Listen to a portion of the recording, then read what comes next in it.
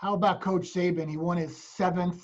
I mean, when you look in terms of his legacy, at Alabama with Bear Bryant, but even in college football altogether, and you're probably a little biased for this question, but is Coach Saban the greatest college football coach we've ever seen? Man, I think in my head, I think he's the greatest coach of all time. Just because, man, like his resume speaks for itself, man. Like a lot of coaches are good coaches and great coaches, but just to look at the players that he put in the NFL to go on to the NFL to do bigger and better things, man. Like a lot of colleges, man, they put out players in the NFL and they just go be like, all right, or some of them go be great, but he have a list of hundreds of NFL players who are either starters or big-time superstars or big-time players upon his belt.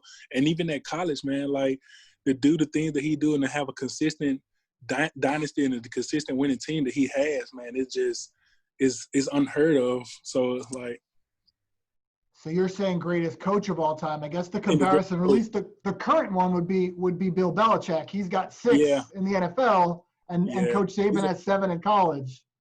Yeah, I think Belichick is a great, but they both act the same, play the same, and I've been around both of them and got a chance to talk to both of them and learn around both of them, man. And they come from that same tree, so you can see why both of those coaches are the greatest coaches of all time.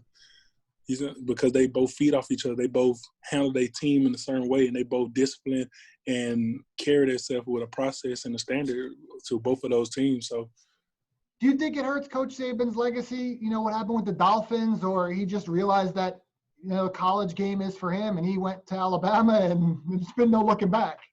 Man, I don't know, honestly, man. I don't know what happened, because I really ain't really know Coach Saban before he got to Alabama, but I feel like, man, what he done at Alabama is I feel like he just found a home. Like, you know how you find a home and you build your own house and it's the way you want it and you just don't want to leave it now. That's how I feel like he did at Alabama. Like he found somewhere he was comfortable at, found somewhere that he can really put his handprint in the ground and say, this is mine. And I feel like he'd have done that at Alabama.